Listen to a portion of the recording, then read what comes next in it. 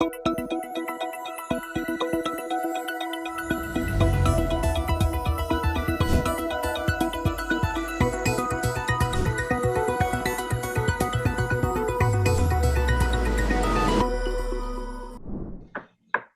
vamos falar aqui, o professor Zé Pastore é nosso amigo, está sempre aqui, a gente não precisa apresentar, mas eu vou falar alguma coisinha assim. Eu fui aluno do Zé Pastore aqui na pós-graduação. Paulo de Tarso, Paulinho, sempre lembra disso, que nós éramos da mesma turma, e você era uma referência nossa, Pastore, como alguém que vinha da área de sociologia e trazia outros tipos de conhecimento para nós aqui, além da grande qualidade dos seus trabalhos o tempo todo. Agora, quer dizer, no dia de hoje, nós estamos falando da dimensão econômica das decisões judiciais. O Pastore, todo mundo sabe, ele é do pessoal de economia do trabalho o que melhor domina o mundo aí dos advogados, lê aquelas leis, sabe a hierarquia, conhece tudo. Então, aquele viés antigo, vamos chamar de viés antigo, do sociólogo, vindo para a FEA, a FIP, o IPE, é de uma pessoa que pode circular com facilidade aí nesse mundo aí de leis e tudo mais. Entre os economistas, tem um grupo aí chamado, às vezes, de os institucionalistas, Coase, Williamson, e até agora o último prêmio Nobel, o Moquir. Moquir está falando, eu consegui comprar o livro, recebi ontem. Então, não é fácil ter o livro. Comprei via Amazon. Ele fala de cultura e crescimento. Quer dizer, nós já tínhamos outros aí, o Aguillon, a Simon, trazendo instituições para desenvolvimento econômico. Então, quando eu vejo aqui o mundo jurídico, das regras, das leis, da sua implementação, um trabalho apresentado pelo Zé Pastore, é um privilégio enorme a gente contar com um seminário como esse. Zé, agradeço a sua colaboração aí histórica, décadas, é claro. Nós aqui falamos de décadas com muita facilidade no grupo que está aqui presente. E parabéns pelo seu trabalho, eu vi. E o Calab, que está aqui para debater, é um conhecedor dos melhores conhecedores que nós temos aí dos meandros da política, do governo, da implementação de leis. Então, hoje o prato está cheio, está uma maravilha. Professor Zé Pastore, obrigado, depois o Calab, e vamos em frente. Vamos em frente. Obrigado, Hélio. Oi, Marcos. Tudo bom? Luizão. Bom, vocês têm que descontar tudo, pelo menos 90% do que o Hélio falou, né? Exagerando em todos os aspectos. Não é verdade. Claro. E acrescentar mais 90% para o Calab, porque a experiência que o Calab tem, a economia como disciplina e a economia como ferramenta, principalmente de setor público, é enorme, né? Isso vai ser um privilégio poder falar. Theory in Action. Esse é o dever do Marshall. Dever do Marshall, né? Antes, Hélio, se você me permitir, eu queria fazer um agradecimento a toda essa turma que eu estou vendo aqui, o pessoal que está na mesa aqui, porque nós inauguramos na Heliópolis o nosso teatro. E essa turma aqui ajudou, vocês ajudaram, eu passava o Pires para vocês, e todo mundo aqui ajudou, quem está na tela aí também ajudou muito, e foi um sucesso enorme, porque aquela garotada lá, são 28 anos que eu trabalho com eles lá, aquela garotada, vocês não imaginam a diferença que vai fazer naquele teatro. O teatro é bonito, tecnicamente avançado, mas eu vou dizer uma palavrinha, por que ele é fundamental Porque lá, o que nós fazemos? Nós, através da educação musical, a gente tira as crianças, os jovens, do crime, da droga e da prostituição. Isso aqui não é experimento. Nós temos quase 30 anos de experiência, a gente sabe disso. Mas por que a educação musical faz esse milagre? Então, vou explicar para vocês, porque acho que muitos de vocês não sabem que o palco, qualquer palco, tem um feitiço desgraçado. O palco é um negócio mágico. Você sobe num palco, acontece coisa diferente com você. E o que acontece? O camarada está aprendendo música, ele sobe num palco e ele é aplaudido. É uma massagem no ego dele que não tem tamanho. E o que faz? Ele leva a autoestima dele lá em cima. E o cara fica pensando, mês que vem eu quero voltar. Mas para ele voltar, ele tem que estudar. E estudar música é um negócio chato. O cara fica trancado numa salinha, sozinho, repete. E o professor diz que não está bom, ele repete. Então, aquela garotada agora tem um teatro próprio. Eles vão poder subir no palco a hora que eles quiserem. Declamar, cantar, tocar, dançar. E as famílias vão estar lá para aplaudir. E as famílias são a referência deles. Então, isso vai transformar aquela garotada. Por isso que nós lutamos. Foi duro. Quem está aí na tela sabe que ajudou. E foi duro, mas valeu. Ainda estamos devendo uma graninha lá, mas deu para fazer. Então, eu queria fazer esse agradecimento a todos vocês, daqui da mesa e da tela aí também. Passa o chapéu de novo. Vou passar porque está faltando pagar a conta ainda. Nós conseguimos 34 milhões das empresas, o governador aportou 8 milhões, deu 30, deu 42, mas custou 48. Então, nós vamos passar o chapéu de novo. Acho que o Corinthians fez um start mais ou menos assim. Mas ficou devendo. Bem grande. Atrás, mas está funcionando. Mas nós não vamos ficar devendo, não. Nós vamos pagar.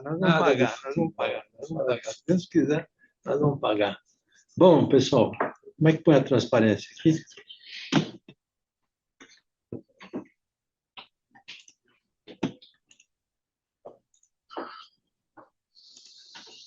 Esse é o último. Esse é o último. Muito bom, muito bom. Bom, pessoal, esse estudo aqui não foi feito por mim sozinho, não. Foi feito com um grupo de advogados trabalhistas da Federação do Comércio, onde há um conselho de emprego e relações do trabalho, do qual sou presidente. Então, nós juntamos lá um grupo de economistas, de advogados com bastante experiência na área trabalhista e procuramos enfrentar o seguinte desafio. Toda hora a gente fala que o Brasil dá pouca segurança jurídica, o Brasil é um país inseguro, insegurança jurídica atrapalha o crescimento, a gente toda hora fala nisso, né? E nós, ousadamente, decidimos tentar precificar. Quanto que é essa brincadeira aí? Essa insegurança jurídica. Tem custo? Tem. Quanto é? Quanto vale? Quanto que ela representa? Então, nós decidimos entrar nessa aventura. É um estudo pioneiro, que é a primeira vez que nós vimos que, aqui no Brasil, pelo menos, alguém tentou precificar a insegurança jurídica, né? E tem virtudes e tem problemas, claro, a gente precisa, daqui para frente, ir aperfeiçoando. Mas, para contar para vocês apenas como é que foi, digamos, a metodologia desse trabalho, existem vários sites de jurimetria hoje em dia. Esses sites acompanham os processos na Justiça do Trabalho em vários aspectos. Qual é o valor da causa que o sujeito pede inicial, qual é o valor da sentença que o juiz dá no final, qual é o valor que o perito cobra para poder opinar no processo. Ele tem vários dados muito ricos, muito ricos, muito ricos. E tem um desses sites aí, dessa ferramenta, que chama Data Lawyer, que ele já tem acumulado dados para os últimos 19 anos, da justiça em geral, e em particular da justiça do trabalho. Então, nós procuramos saber quais são os principais problemas que são levados à justiça e quais são os principais montantes das sentenças que são prolatadas pelo juiz. E quisemos usar esse material para fazer uma seleção. A gente sabia que para estudar tudo não era impossível, não tem condição, é um negócio monumental. A gente precisava selecionar. A gente queria selecionar 10 casos bem nítidos para que o leitor pudesse ver um caso e até falar: poxa, isso aqui aconteceu com a minha família, aconteceu comigo, aconteceu com a minha empresa, aconteceu com o meu sindicato, né? Não está partilhando? Professor, só um minutinho. Não, eu estou compartilhando do jeito errado, só um minutinho. Então, o que nós fizemos? Nós selecionamos primeiro 70 casos. Os advogados acharam que aqueles eram 70 casos bem representativos do que acontece na Justiça do Trabalho. Mas nós queríamos 10. Aí fomos fazendo um escrutínio, assim, passo a passo, até chegar nos 10, usando alguns critérios, que são critérios até um pouco convencionais, não tem nada de científicos, mas, por exemplo, um critério que nós usamos é o seguinte: nós procuramos não incluir nenhum caso que seja socialmente muito sensível. Por exemplo, vamos supor que tem 1000 processos onde se questionou licença gestante e a sentença teve sentenças favoráveis e contra. Nós tiramos fora isso porque sentença gestante é uma coisa tão sensível do ponto de vista social que qualquer coisa que você fosse escrever... Então, não foi um critério científico, foi um critério mais ou menos de bom senso para evitar, por exemplo, discriminação racial, discriminação sexual, gestante. Procuramos nos afastar disso aí. E procuramos encontrar coisas mais objetivas. E selecionamos 10 casos que nós vamos apresentar aqui. Com esses 10 casos, nós pegamos o seguinte: pegamos as ações trabalhistas dos últimos 5 anos desses casos. Um dos casos, por exemplo, para ilustrar bem, é o caso da gratuidade da Justiça do Trabalho. É um assunto muito importante que eu vou detalhar aqui. Então, nós pegamos, durante 5 anos, todos os processos que foram julgados pelos juízes que deram gratuidade para o reclamante.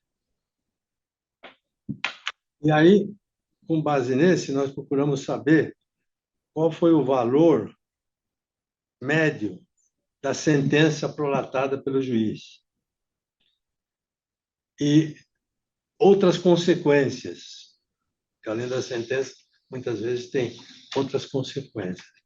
Reintegração, extensão de aposentadoria, coisas assim. Depois de estudado esses valores médios, nós procuramos selecionar empresas concretas que tiveram essas sentenças aplicadas, para ver o impacto que isso deu para a economia da empresa, por exemplo. No caso que envolvia, digamos, as famílias, nós procuramos estudar o impacto que deu nas famílias. Um caso particular aí que eu vou até falar dele é do home care. Quando deu um impacto no erário público, então nós pegamos os impactos diretos nas finanças públicas. Então, essa que foi mais ou menos a estratégia metodológica que nós usamos. Em alguns casos, a gente não tinha condições de fazer o estudo de todas as ações que estavam naquele caso, naquela sentença. Então, a gente fazia uma suposição, pegava o valor da ação, o valor médio da ação, e aplicava isso numa empresa, por exemplo, de 100 empregados, que estava no meio daquelas que foram julgadas, e calculava para aquela empresa, mais ou menos, qual foi o impacto que aquela sentença causou na economia daquela empresa. Existem sentenças que são mais do que justas, indicadas, porque o sujeito infringe a lei, e aquele que infringe a lei ele tem que pagar com a penalidade que a justiça determina. Mas há uma imensidão de sentenças onde isso aqui é duvidoso. E é esse o assunto que nós vamos tratar aqui. São os casos duvidosos, os casos de sentenças que são voluntaristas, que são imaginação do juiz. Por quê? Porque elas são diferentes da lei, às vezes até contra a lei, e às vezes no vácuo da lei. E aí nós calculamos quanto isso custa. Quanto custa para a empresa, quanto custa para o erário, quanto custa para as famílias, quanto custa para a economia de um modo geral. Então, nós fizemos primeiro uma revisão da literatura, que vocês conhecem, mostrando, e tem vários livros, vários artigos nesse sentido, que a segurança jurídica é um atributo fundamental para o crescimento econômico, né? O ator econômico precisa ter certeza que aquilo que ele vai investir, ele está investindo dentro de determinado quadro legal, e que esse quadro legal vai ser respeitado hoje, amanhã, depois, até o dia que o investimento dele começar a gerar resultado. Selecionamos alguns textos muito significativos que também precificaram isso. Esse da Beatriz Weder, por exemplo, que diz que 23% do crescimento da renda per capita depende da qualidade das leis e da qualidade das sentenças.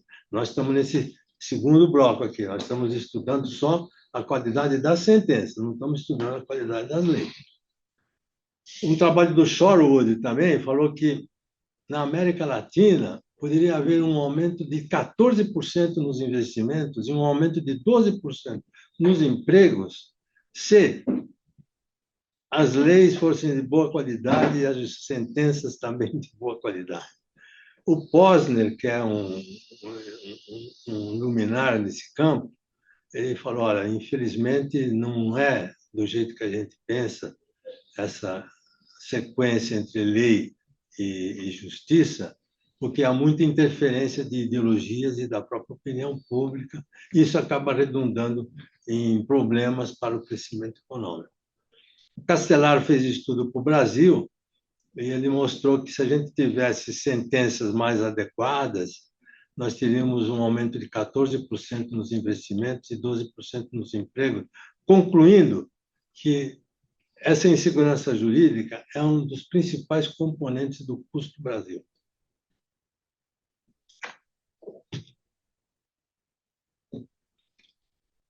No Brasil, o ativismo judicial, como eu falei, a gente chama de ativismo judicial aquela tendência da justiça onde as decisões judiciais elas são baseadas em interpretações voluntaristas das leis, ou são interpretações que são dadas no vácuo das leis ou até contrárias às leis.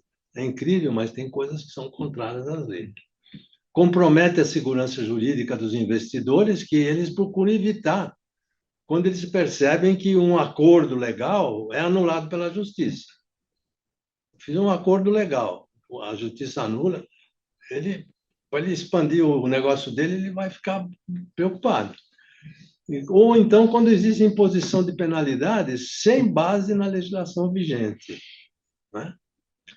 Existe um estudo aí do World Justice Project que classifica os países em termos de insegurança jurídica. O Brasil está bem no meio de 142 países, está 76º país, o que não nos ilustra em nada, né? Ter essa posição.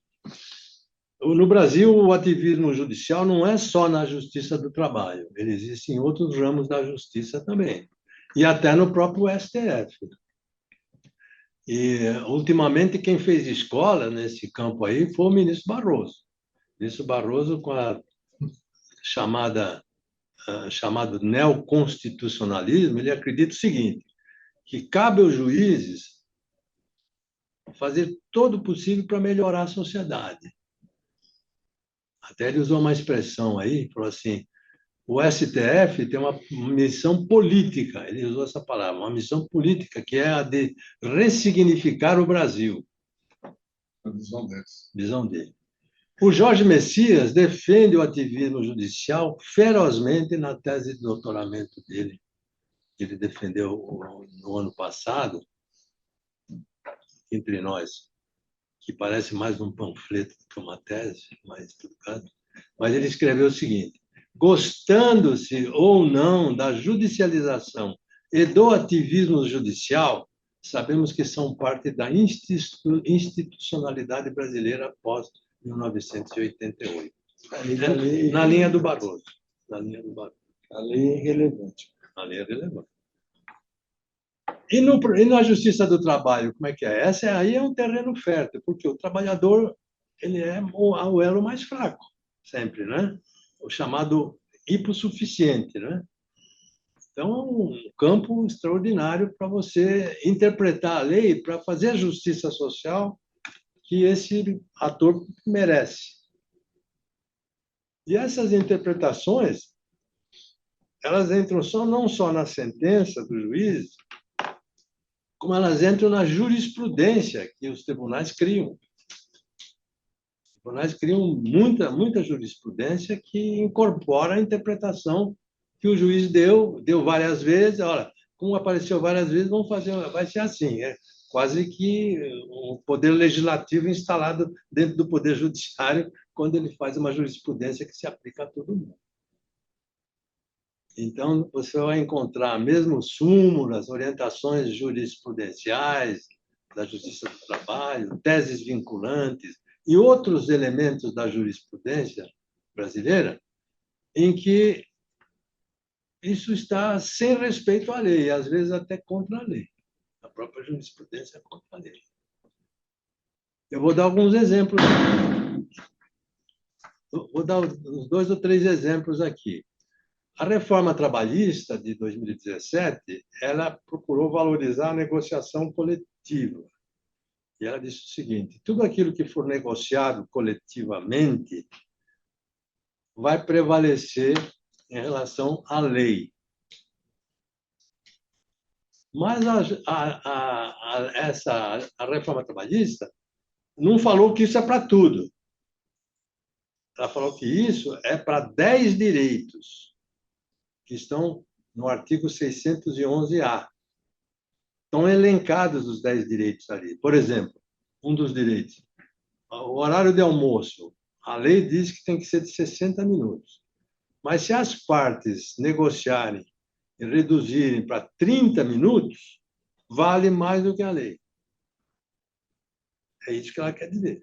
Se as partes acharem que é melhor reduzir para 30 minutos, os empregados saírem 30 minutos mais cedo, vai buscar a criança na escola, por exemplo, se eles fizeram um acordo livremente, voluntariamente, vale mais do que a lei. Mas são 10 apenas.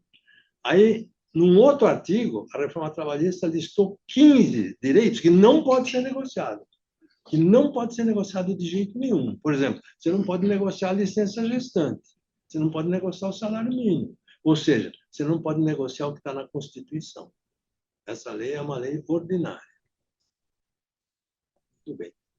Esse foi digamos, o pilar fundamental da reforma trabalhista, foi essa prevalência do negociado sobre o legislado. Esse é o pilar fundamental.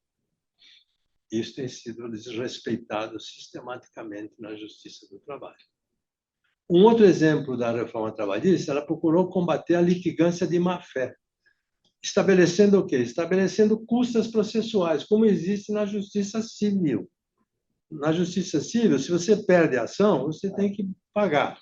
A Justiça do Trabalho falou assim: vamos fazer o mesmo sistema, para desestimular o aventureiro. Porque o cara entrava na Justiça do Trabalho, se ganhar, ganhou. Se perder, também não vai me dar prejuízo nenhum. Então, eram milhões e milhões e milhões de processos temerários.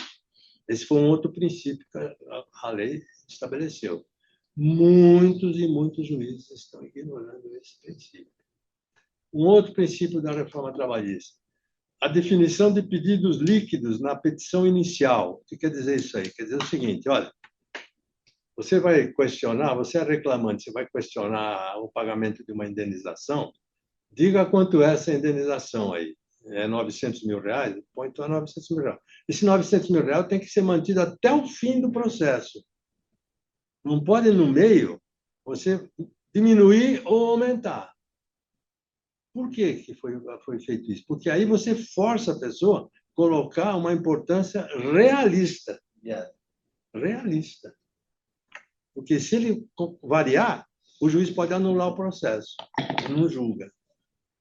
Isso também foi colocado na reforma para desestimular as ações temerárias. Um outro princípio importante da reforma trabalhista é que ela autorizou a terceirização tanto de atividade meio quanto de atividade fim, porque antes havia uma súmula, que é a jurisprudência do TST, que dizia só pode terceirizar atividade meio, atividade fim não pode. Mas nunca ninguém ficou sabendo o que é meio e o que é fim. Então, confusão, havia milhares e milhares de processos correndo na justiça por causa de terceirização. Ela falou assim, não, daqui para frente, pode terceirizar tanto a atividade meio quanto a atividade fim. Porém, a reforma trabalhista, ela impôs condições para fazer isso. Depois eu posso falar sobre essas condições. Não é também tudo de graça. Então, esses são exemplos que estão na lei e que estão sendo questionados, desrespeitados, não por todos os juízes, mas por uma boa parte dos juízes da Justiça do Trabalho. De onde que vem essa ideia deles interpretar da cabeça deles e contra a lei? Bom, em primeiro lugar, esse juiz aí, Otávio Calvé, que é um sujeito, é um luminar, é um cara muito diferenciado, ele fala, olha, os juízes do trabalho, eles lidam diariamente com a pobreza e com a desigualdade, que no Brasil é grande, só tem casos muito duros na mesa dele. E eles são humanos. Querem fazer alguma coisa para ajudar o sujeito que está no maior sofrimento, né? Então, o humanismo é uma razão por que existe esse desvio das leis, para reduzir o sofrimento e fazer justiça social. A questão é saber se o Poder Judiciário é o órgão adequado para fazer justiça social.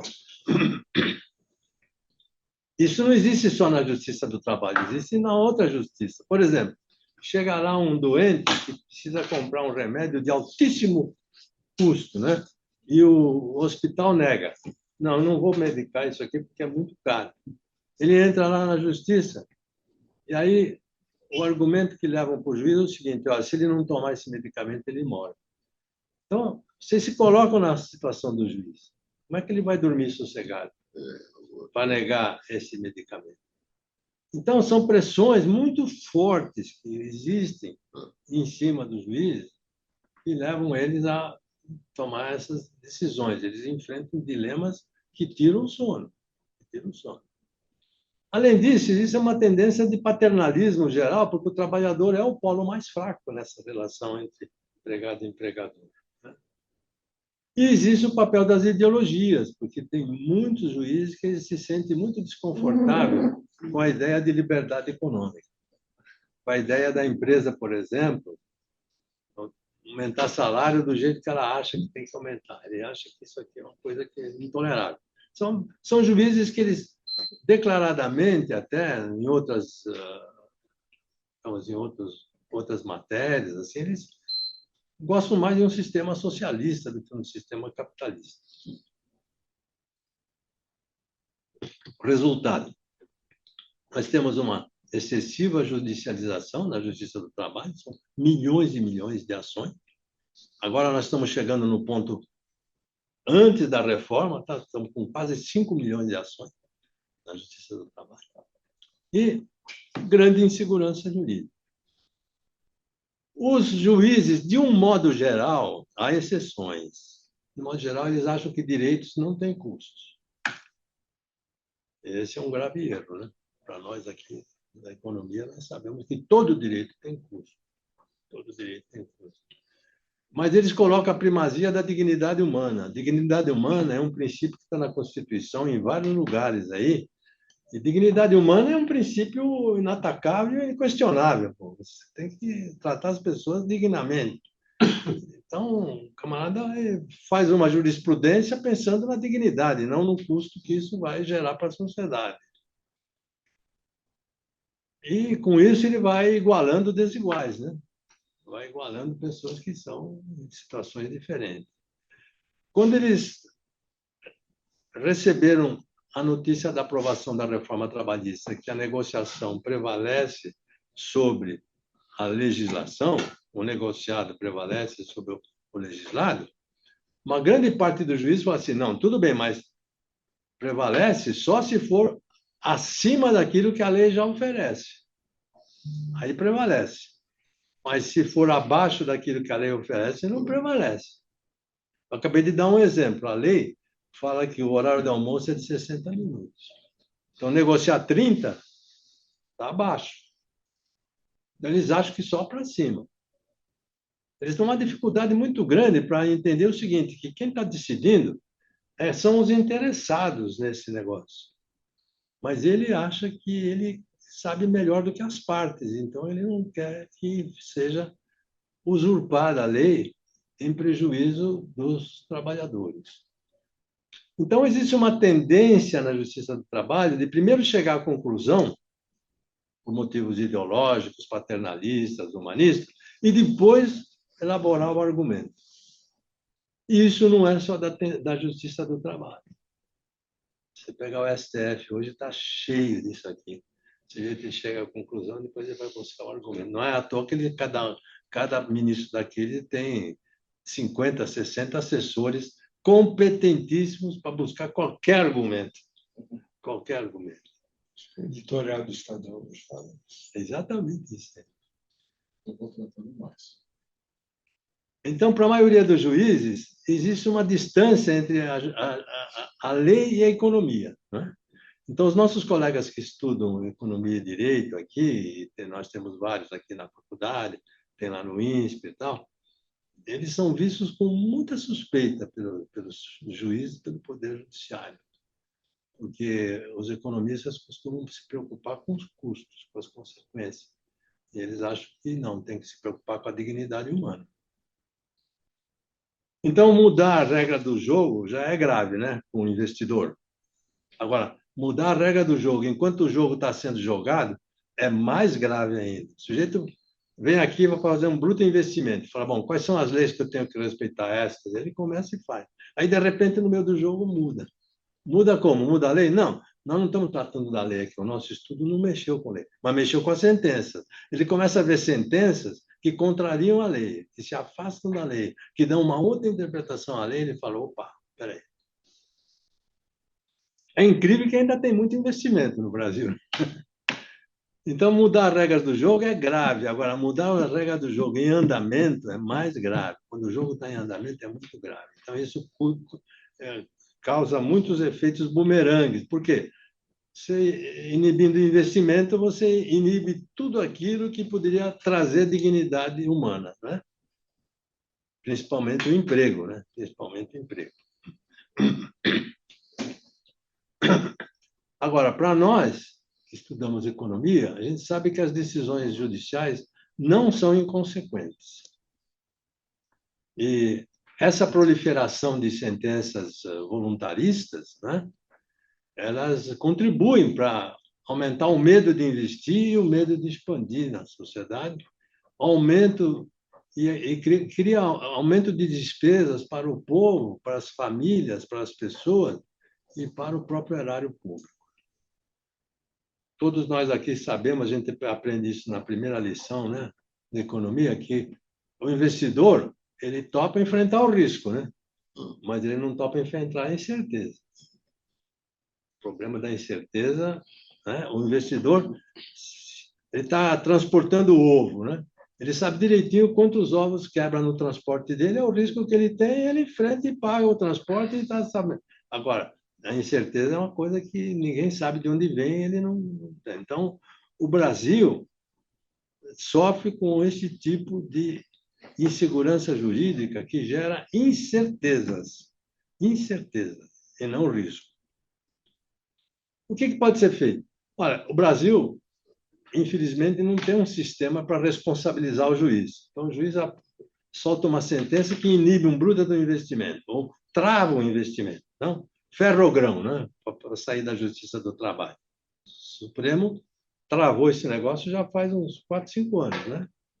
Ferrogrão. Não tem nenhuma consequência. A única consequência que tem para juiz é quando tem falhas funcionais, quando tem abuso do poder, quando tem condutas ilegais e quando tem crimes comuns. E a penalidade mais grave, mais usada, é a aposentadoria com salário integral. Essa é a penalidade mais grave que tem para o sistema brasileiro.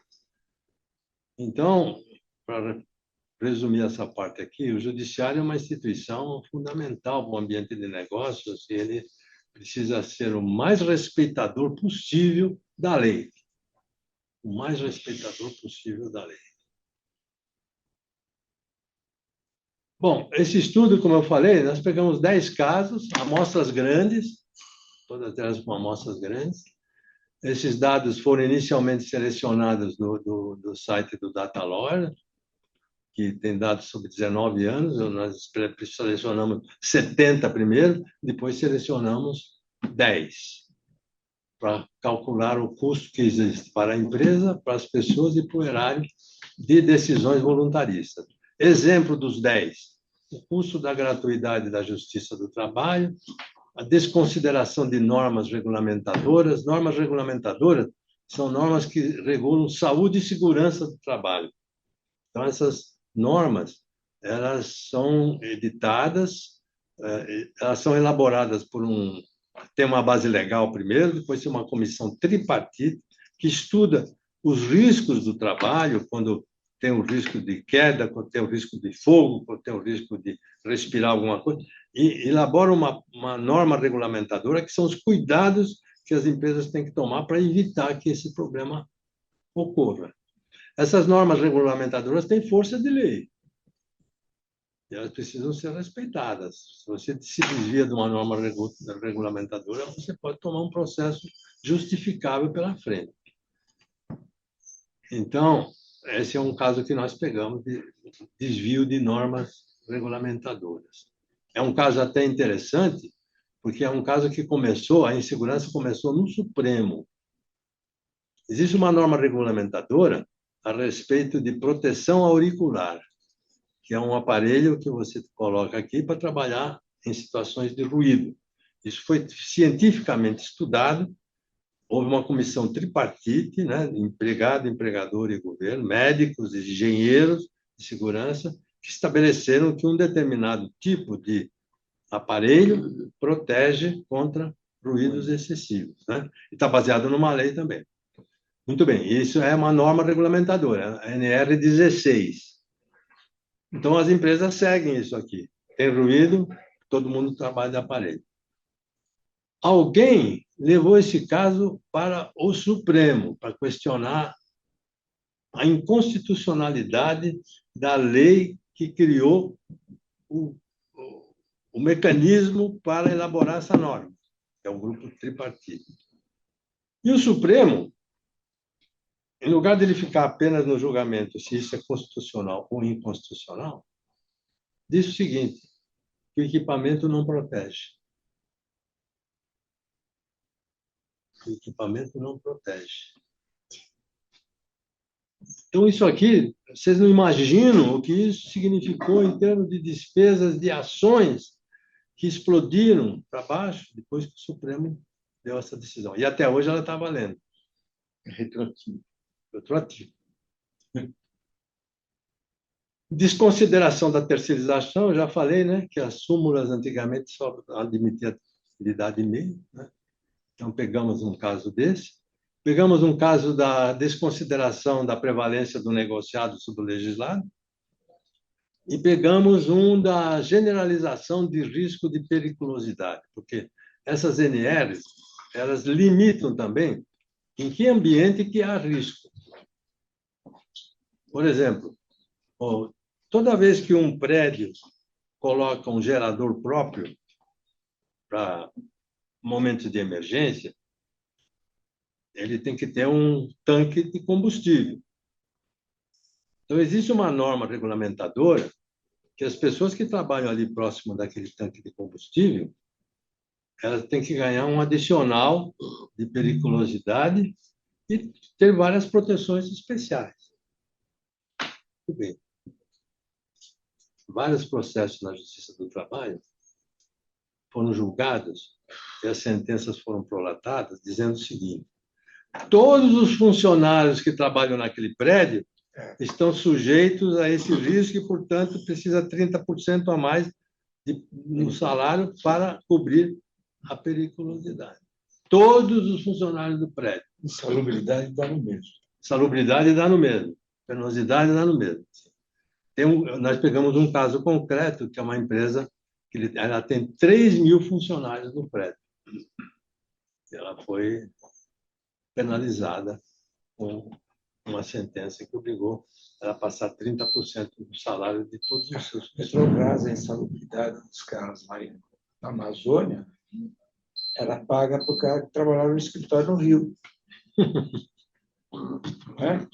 Ele trabalhava no Rio E recebia insalubridade. na Amazônia. No Rio Amazonas?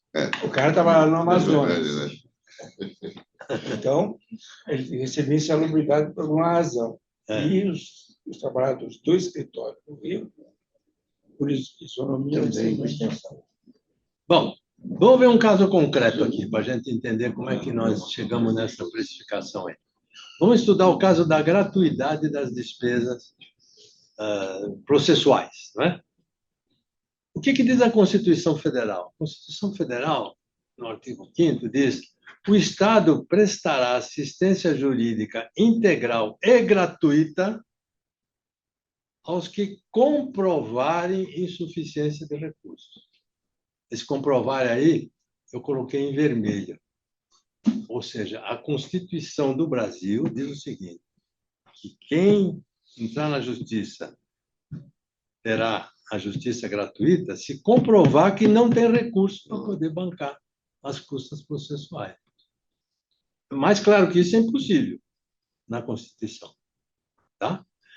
A reforma trabalhista fez um ajuste nisso aí e manteve o mesmo princípio. Ela falou assim: os empregados que tiverem renda mensal inferior a 40% do teto previdenciário, hoje daria 3.262, aqueles que tiverem abaixo de 3.262 vão ter justiça gratuita automaticamente, sem precisar comprovar.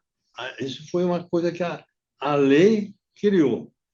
Foi questionado no Supremo, o Supremo disse que podia criar, porque está dizendo que quem tem mais tem que comprovar, quem tem menos não tem que comprovar. Então, a lei fez esse acerto aí, mas tem que comprovar. Acima disso, tem que comprovar. E esse mecanismo é muito generoso, porque pessoas que ganham até 3.262 são 70% da força de trabalho de hoje. Então, 70% já está resolvido. O juiz nem pode questionar, ele tem que conceder justiça gratuita, não tem que cobrar honorário, sucumbência, nada. Então, qual foi o objetivo da reforma? Foi frear ações temerárias de sujeito que não tem nada a perder, mas tem dinheiro, mas entra lá para enxuriçar o juiz, entra com a ação, se perder, não perde nada também, não perde nada. O STF foi acionado em relação a esse princípio da justiça, do trabalho, e fez o quê? Fez uma ADIM cujo resultado saiu em 2021, que a Justiça do Trabalho interpretou como se tivesse feito um liberou geral. E hoje, 80% dos processos na Justiça do Trabalho são julgados com justiça gratuita. Muito bem. Quando a gente fala gratuita, todos nós aqui sabemos que, como não tem almoço grátis, não tem justiça grátis. Então, nós calculamos quanto que isso custa para o erário público, admitindo um percentual muito conservador de 2% apenas de custas para cada ação. 2% apenas. Olha, se cada ação dessa que foi julgada gratuitamente Se elas geraram 2% de custo, isso passou para o erário e gerou 5 bilhões e meio de despesa para o erário. A gente fala aqui sobre governo gastador, farra fiscal, tal. A Justiça do Trabalho colabora também para isso aí. Colabora para isso aí. Então, são incentivos reversos, né? Porque você dá justiça gratuita para todo mundo. E o que aconteceu? O número de ações que reduziu muito depois da reforma trabalhista, né? A reforma foi em 2017. 2018 reduziu um pouquinho, mas 2019 já reduziu muito. Agora está voltando a explodir de novo. Está praticamente igual àquilo que foi antes da justiça da reforma trabalhista de 2017. E quem declara que é pobre é o próprio cara. Então, eu ia falar isso aí. Então, como é que o juiz do trabalho ele decide? Ele decide em função de uma declaração do próprio reclamante. O próprio reclamante declara, logo na petição inicial, que ele não tem recursos, ou às vezes até esquece de declarar, mas o advogado, no meio do processo, declara isso, e o juiz já dá a gratuidade. Então, vejam bem. 2 BMW, né? Caso dos 2 BMW. Então, nós pegamos casos que são hilariantes. Teve um deles que eu pus aí até um apêndice. O sujeito ele tinha 2 BMW muito novos, que foram estimados em 800 mil reais, os 2 carros. Tinha 2 motocicletas muito caras também, 240 mil cada um. E ele entrou em justiça gratuita. Tem um outro que reclamou uma indenização de 900 mil reais contra a empresa e ganhou, né? Justiça gratuita também. 900 mil reais de indenização, justiça gratuita. E tem vários casos assim, onde o juiz interpreta que o cara declarou que não tem recurso, ele não tem recurso e acabou. Eu tenho esses dados detalhados no final, se tiver tempo, se vocês quiserem saber como é que a gente chegou a isso aí, a gente pode pôr.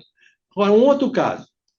Outro caso é a questão do desrespeito ao tal do negociado prevalece sobre o legislado, né? Que é um dos princípios da reforma trabalhista. Então, o que a reforma trabalhista fez? Eu vou repetir aqui. No artigo 611-A, ela colocou 30 direitos que são negociáveis. 15 direitos que foram negociáveis. E o que as partes negociarem coletivamente, que é negociação coletiva, com participação do sindicato. Participação do sindicato. Desculpa, eu tinha que eu busquei um café. Não, obrigado, Calado. Obrigado. Aí colocou, no 611-B, colocou 30 direitos que são inegociáveis.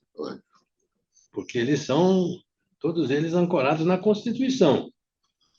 Não pode negociar o salário mínimo, não pode negociar contribuição para o fundo de garantia, não pode negociar coisas que... Muito bem. A Justiça do Trabalho tem invalidado esse princípio em vários processos, vários tipos de ação. Vários. E nós pegamos um caso aqui para ilustrar, que é o caso do home care.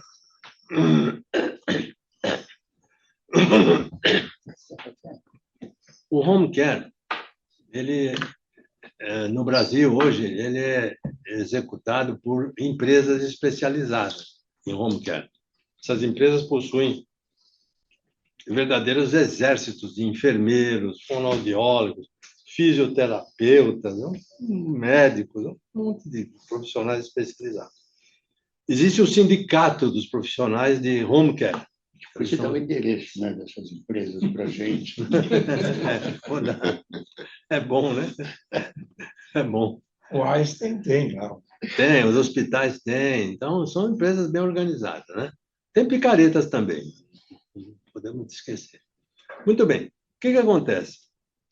O sindicato dos trabalhadores de home care e as empresas de home care, na database, fizeram uma negociação coletiva lícita e legal. E decidiram o seguinte: olha, toda vez que o profissional tiver que ficar um pouco mais de tempo na casa do paciente, em lugar de pagar hora extra, nós vamos contratar um banco de horas entre nós. Ele ficou 3 horas a mais hoje, amanhã ele fica 3 horas a menos. Isso é previsto na Constituição e na reforma trabalhista. Fizeram esse acordo legal, legítimo, tal, tudo certinho. E é muito comum isso, sabe? Na hora de sair, o doente passa mal. Passa mal, ele não pode deixar o doente lá. Então, ele e o outro que vai entrar, os dois se põem a acudir o doente. Então, concordaram, banco de horas, então não precisa pagar hora extra. Muito bem. O que aconteceu? Houve 92 ações em que isso foi questionado e uma grande maioria dos juízes condenou a empresa a pagar a hora extra, desconsiderando o princípio da prevalência do negociado sobre o legislado, apesar desse artigo, desse assunto, fazer parte daqueles 15 direitos negociados. Bom, com isso, as empresas tiveram que pagar as horas extras, em lugar de usar o banco de horas.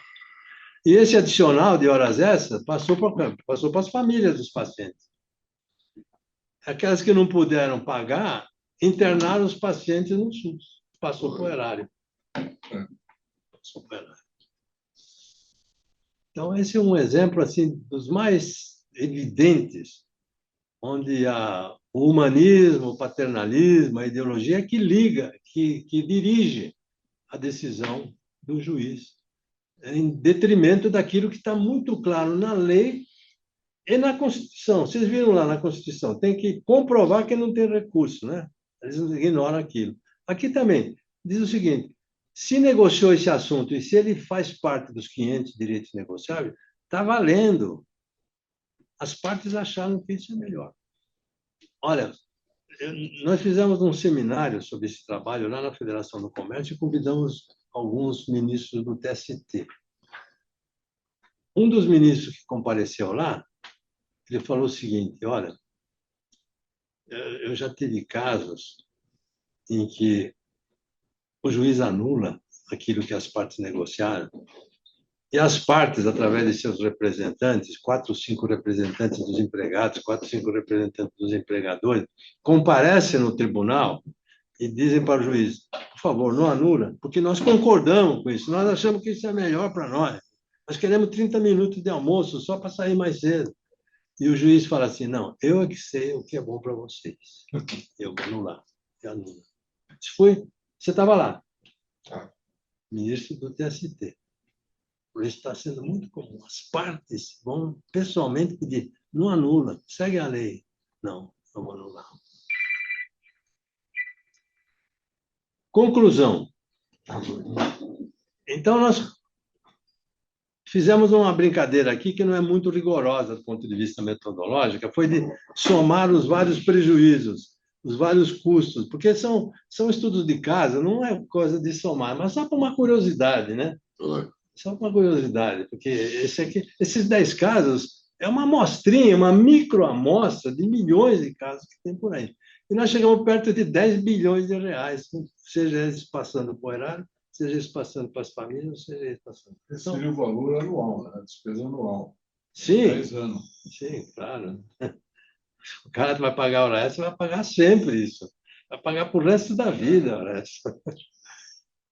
Então, essas despesas todas foram passadas para os cidadãos, para as empresas e para o erário. É realmente uma parte do custo do Brasil. Isso agrava a segurança jurídica dos agentes econômicos, mas gera lucros muito bons para os operadores de direito. Os operadores de direito geram muita coisa boa. Quando o Supremo deu aquela interpretação meio enviesada, que eles acharam que agora podia fazer tudo gratuito, eles encheram a justiça de processos novamente, porque tem advogados que levam 20% da ação, mas tem advogados que levam 40% da sentença prolatada. Então, incentivo reverso, né? Incentivo reverso. São decisões guiadas por humanismo, paternalismo e ideologia. Existe um projeto de lei, que é o PL 2239, de 2022, cujo relator é o senador Laércio Oliveira. Ele está procurando estabelecer regras mais claras para que a justiça seja gratuita apenas nos casos em que se justifica ser gratuita. Mas é um projeto de lei, está rolando lá no Congresso, tomara que isso passe, eu tenho apoiado ele nesse sentido aí. Agora, competeria ao CNJ, ao Conselho Nacional de Justiça, também fazer esforços para corrigir excessos, né? Mas o Conselho não tem entrado nessa linha aí de julgar sentenças.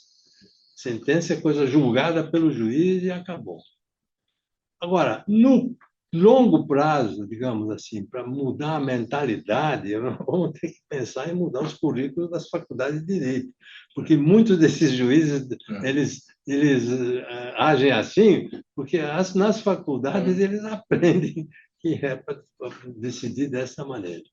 Então, é uma jornada muito prolongada que nós temos pela frente para poder reduzir o ativismo judicial no Brasil. O ativismo custa caro para a sociedade e gera muitos efeitos bumerangues, porque ele inibe, inquestionavelmente, investimentos para a criação de empresas e para a expansão de empresas. Porque, repetindo, o investidor, ele topa conviver com o risco, mas com certeza ele não quer. Ele foge de um país que tem muita incerteza. Então, essas coisas existem aí no submundo, né, da realidade econômica, interferindo nessa realidade econômica. A gente não é muito visível isso aqui, mas está determinando muitas decisões que afetam o crescimento econômico, como demonstrar aquelas primeiras bibliografias que nós lemos e apresentamos aqui para esse papo. É um assunto muito complexo esse. Ele tem seguidores internacionais também. Isso ocorre em outros países também, em maior ou menor escala. Mas no Brasil, na América Latina em geral, em particular no Brasil, o ativismo é muito pernicioso. E na Justiça do Trabalho é particularmente pernicioso. Se nós fôssemos estudar a primeira seleção que a gente fez, de 70 casos, e aplicar essa metodologia, nós vamos chegar num número estratosférico aqui, eu nem sei quanto que seria. Então, é isso. Eu fiz um apêndice aqui, você vai distribuir, né, Hélio, isso aqui? Sim, sim. Então, sim. Vocês que vão receber, vocês vão ter aí esses apêndices com detalhes, bem explicadinho, como é que nós chegamos nesses cálculos todos aí. Ó.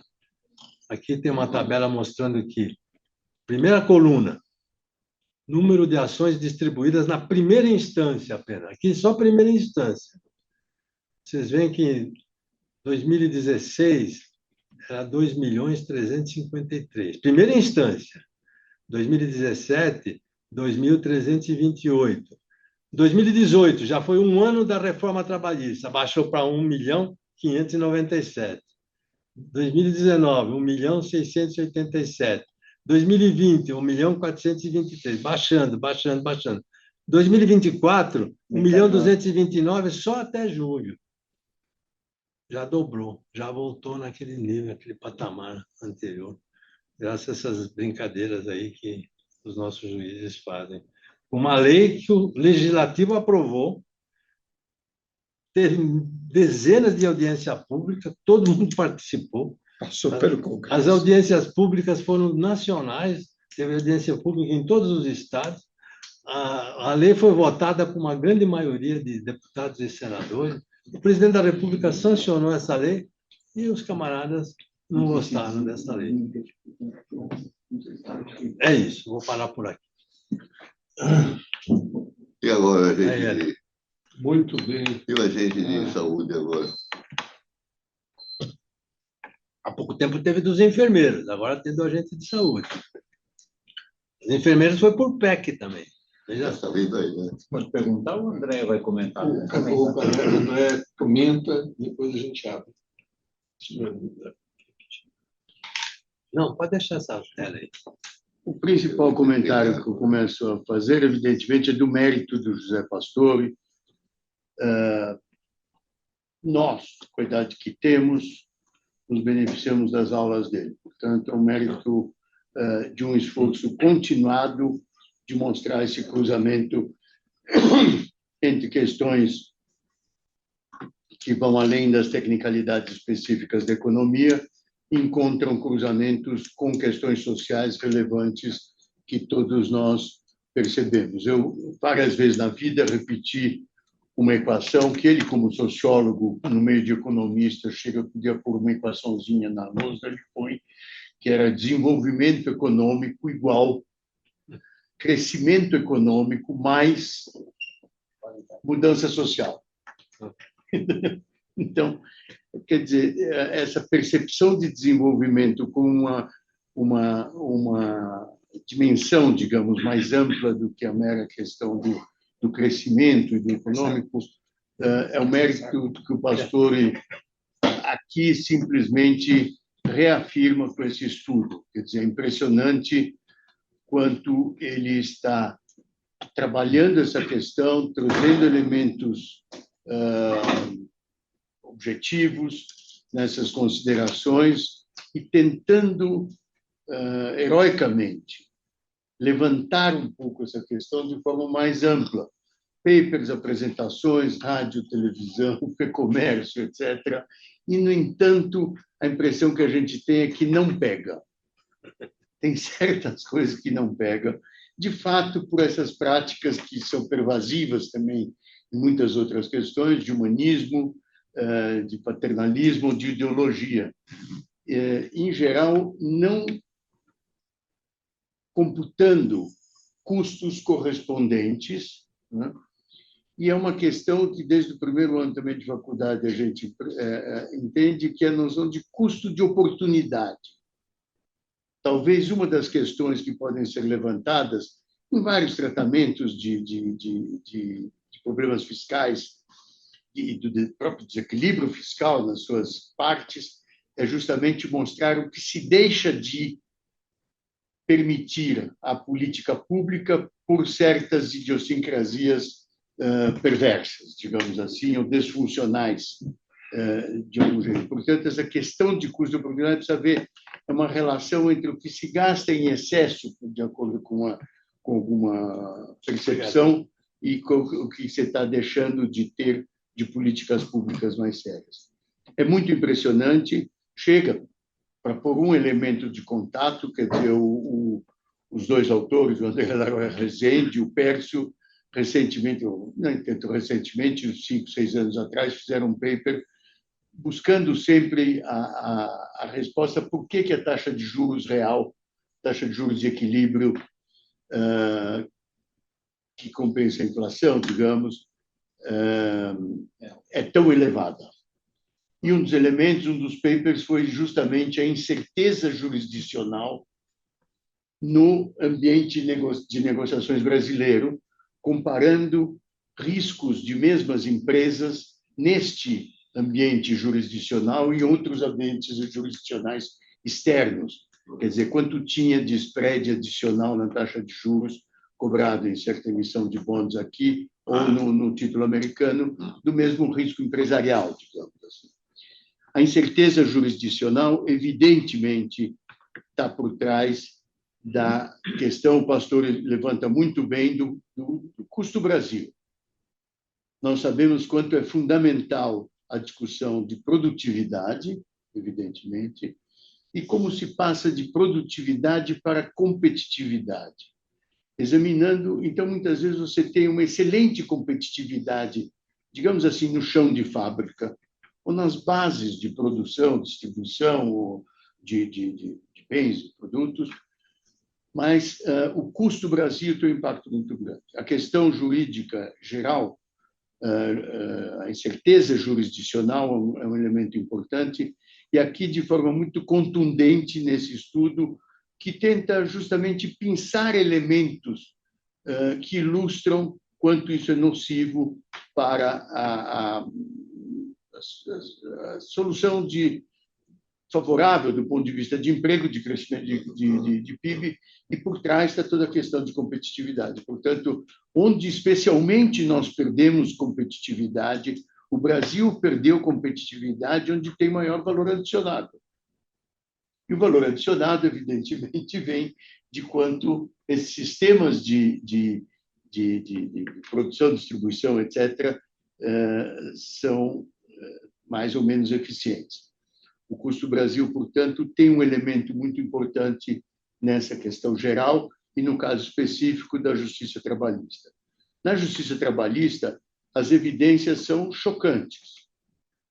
A própria existência da justiça trabalhista, com as características que tem, num levantamento combinado que esse trabalho fez, de como isso ocorre em outros países. Na América Latina, você tem como que esse paternalismo, digamos, mais do que em outros países. Em outros, você só pode implementar qualquer ação uma vez definido o custo-benefício de uma determinada ação. Outras vão ser assim, a justiça pode definir a questão judicial, se é correto ou não, etc. Mas nada não tem continuidade sem que se avalie justamente o custo e o impacto orçamentário dessas questões. O fato é que a metodologia, ainda que pontual, eventualmente, é rica em levantar hipóteses e mostrar de forma prática e perceptível, amplamente perceptível, casos que, na verdade, essas hipóteses levantadas permitem ulteriores estudos. Existem dados muito ricos, como o pastor falou, eu mal conheço um exemplo do data lawyer que foi utilizado. Existem novas metodologias de agregação, de sistematização desses dados, com essa inteligência artificial do jeito que você quiser. Portanto, você, das hipóteses aqui levantadas, deriva uma provocação de ter dados um pouco mais agregados e perceber o tamanho, o volume de impactos disso. Evidentemente, aqui é sobre a questão da justiça do trabalho e menos não. Os impactos são muito maiores. Quer dizer, evidentemente, esses juízes ganham o que a gente sabe que ganham, têm desde o início de carreira a garantia da aposentadoria, portanto, se você pegar o valor presente do capital futuro que eles ganham ao entrar na carreira, isso quanto mobiliza jovens. Então, você tem as melhores mentes tributárias voltadas a esses benefícios espúrios próprios até, que não são, então, dentro dessa percepção paternalista e humanista, evidentemente o juiz fica cativado por favorecê-la, para não ter problema, não perde emprego, é bem visto, é promovido e por aí vai. Mas traz os jovens. E às vezes essas diferenças são tão gritantes que, de fato, desestimula qualquer pensamento realista do ponto de vista de crescimento nacional. O pastor falou no início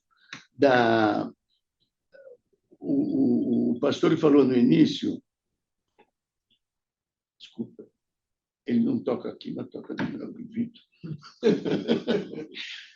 da orquestra do Teatro de Heliópolis e da Orquestra de Heliópolis, que é uma coisa fenomenal. Quer dizer, você dá sinais de inclusão culturalmente forte, que satisfaz o jovem e que o retira da rua, provavelmente, de outras coisas. Então, na verdade, tem uma consequência dessas falhas de princípios jurídicos e jurisdicionais corretos que perversas do ponto de vista da sua percepção social. Direitos não têm custos é uma visão normal, mesmo na preparação das leis. O Congresso não vê. É isso Entendeu? mesmo. É isso mesmo. O Simples Nacional é unânime no Congresso, no Senado e na Câmara, que é o pequeno, que nós temos que proteger, etc. A sociedade é tão desigual e crescentemente desigual, especialmente nesses períodos, que cria um ciclo perverso. Quer dizer, você não tem equilíbrio fiscal.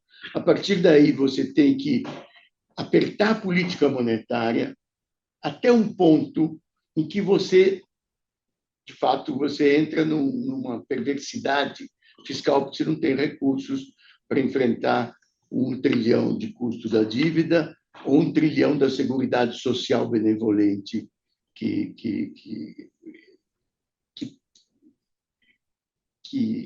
orienta, digamos assim, decisões do Congresso.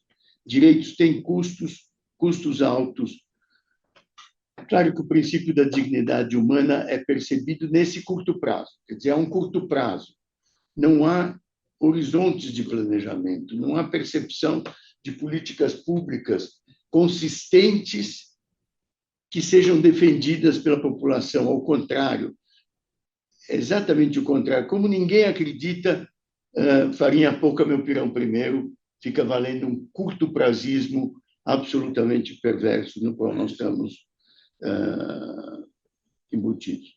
Eu acho que tem algumas iniciativas também, no caso que o pastor aponta, que são patéticas, são patológicas, de sentenças contrárias à lei.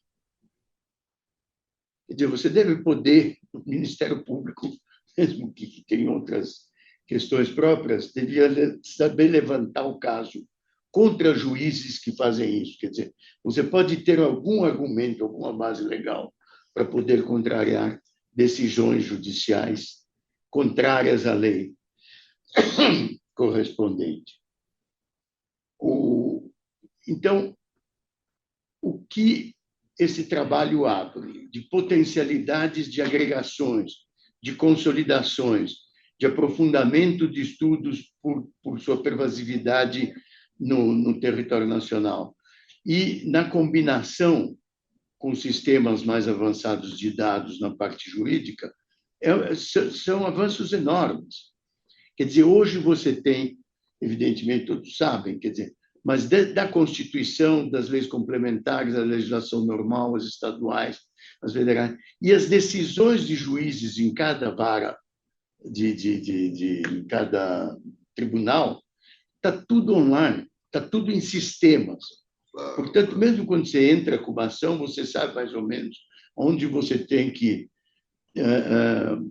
apresentá-la, porque pega o juiz que tem certo tipo de decisão e, portanto, vai influenciando a jurisprudência, mas você tem tudo online. Portanto, combinando esses temas e os dados, você pode ter, às vezes, as perguntas são mais difíceis de fazer ou menos percebidas por sistemas críticos a uma determinada realidade, e, na verdade, isso levanta as perguntas importantes.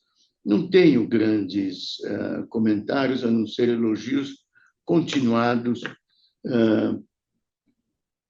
Me impacta muito as observações que você faz sobre a prevalência do negociado como resultado da reforma trabalhista, que é desrespeitado.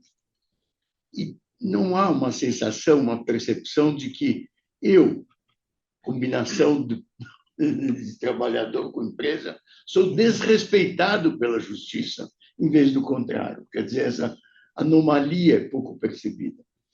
Mas, pastor, grandes elogios, muito respeito, respeito pela capacidade de ter o quadro mais amplo, a visão geral.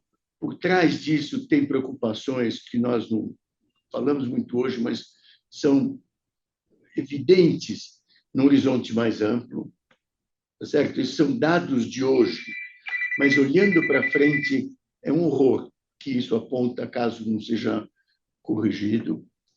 Portanto, a capacidade de ter o quadro geral, social, econômico, jurídico, e na sua combinação, que é raro, às vezes, quando nós vemos especializações muito específicas, muito tópicas, e sob um conjunto de premissas que, na verdade, acabam falseando a realidade.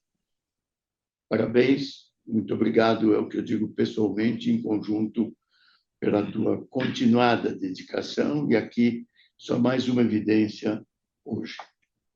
Obrigado. Professor Calá. Mais letal da história do Brasil. Rapidinho.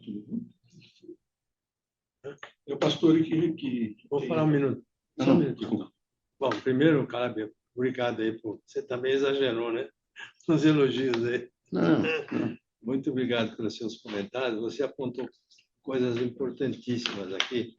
A mais importante de todas é esse horror, né, que você disse, que vai ver a hora que passa para frente.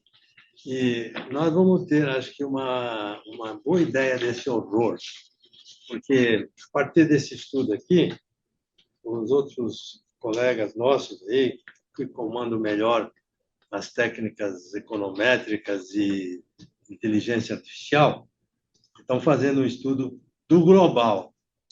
A Luciana Yang, que é professora dessa casa aqui, o Luciano Tim, que é um advogado especializado também na área trabalhista, e um outro rapaz que comanda muito bem esse negócio de inteligência artificial, estão pegando essa maçaroca toda de 19 anos de trabalho e diferenciando. Nós vamos ter essa figura logo, logo. Estou muito contente com isso. Você apontou que nós precisamos conhecer esse quadro aí, né? Eu acho que você destacou muito bem esse fato preocupante, sabe, Calab? A maioria dos nossos juízes do trabalho são jovens, né? Estão entrando muito jovens na carreira e não está fazendo diferença na mentalidade deles, sabe, em relação aos outros. Não é dizer que só os velhos fazem isso, não. Todos eles, né? Parece que é questão da formação deles mesmo, ideologia dominante, sei lá o que é. Preocupa muito isso, porque eles têm estabilidade, né? Eles vão até o fim da carreira com essas coisas assim. E eles se autoemulam, sabe? Um elogia o outro e tal. Problema com... Talvez eu esteja generalizando, porque tem uma parcela que é muito sensata, que é muito austera, que é aplicada, mas não é a maioria. Infelizmente, não é a maioria. E você destacou bem isso aqui, afeta muito a nossa competitividade. Muito. Afeta a produtividade e afeta, sobretudo, a competitividade. Cria custos desnecessários, exagerados, em outros países não tem. Você vê, a China é um país que tem os defeitos de uma autocracia, né? E o presidente do Tribunal de Justiça aqui de São Paulo, que é muito meu amigo, ele recebeu uma missão de empresários chineses, depois de visitar várias regiões do Brasil, e foram conversar com ele, e ele perguntou: o que mais impressionou vocês aqui do Brasil? O Brasil é uma terra que tem de tudo, né, em termos de recursos naturais, sabe? Ele falou: o que mais impressionou, e nós queremos perguntar isso para o senhor, para explicar por quê, é que as sentenças judiciais variam muito nesse país aqui, cada uma é de um jeito, e a lei é uma só. Como é que o senhor explica isso? Você é presidente do tribunal, né? Empresário chinês, o cara vive num regime autocrático, é o pior de todos. O cara vem e faz uma pergunta dessa aí. Então, realmente, é um problema que... É um negócio, né? Quem ganhou o prêmio Nobel ano passado foram os caras da instituição, né? O Acemoglu e o Johnson, né? Esse ano também. Esse ano também, né? O que eles dizem assim? Crescimento econômico depende de capital, depende de tecnologia, depende de capital humano, mas depende de instituições que garantam a previsibilidade ao longo do tempo. Não é isso? Douglas North já falava anos isso. atrás. Douglas North falava isso já há 30 anos atrás. Então, 50 anos. instituições. Para nós, 30 é pouco. O Poder Judiciário é uma das principais instituições hoje para você montar uma economia, né? Porque o que é? É seguir regra. A justiça tem que punir quem se desvia da lei, fortemente, com muito rigor, mas não punir aquele que segue a lei. É uma coisa um pouco absurda isso. Então, o Calab citou vários pontos, eu não vou me afetar, eu tomei nota, viu, Calab? Ontem mesmo saiu no jornal o seguinte: o TST não homologa acordo extrajudicial. Vamos entender isso aqui. A reforma trabalhista estabeleceu o seguinte: se as partes quiserem fazer um acordo entre si sobre qualquer assunto, desde que não envolva verbas públicas, desde que não envolva verbas públicas, faz qualquer assunto, um acordo extrajudicial, e se elas quiserem levar a justiça para a justiça homologar e ter mais segurança, então, para esse acordo valer durante muitos e muitos anos, pode fazer. Por exemplo, esse exemplo que eu dei de fazer banco de horas, se quiser transformar isso num acordo extrajudicial e levar para a justiça, vai pedir para ele judicializar, digamos assim, dar uma chancela, homologar, muito bem. O TST é a instância máxima da justiça trabalhista. Não homologa acordos judiciais. O que era? O que foi? Uma empresa, ela estruturou um programa de demissão voluntária.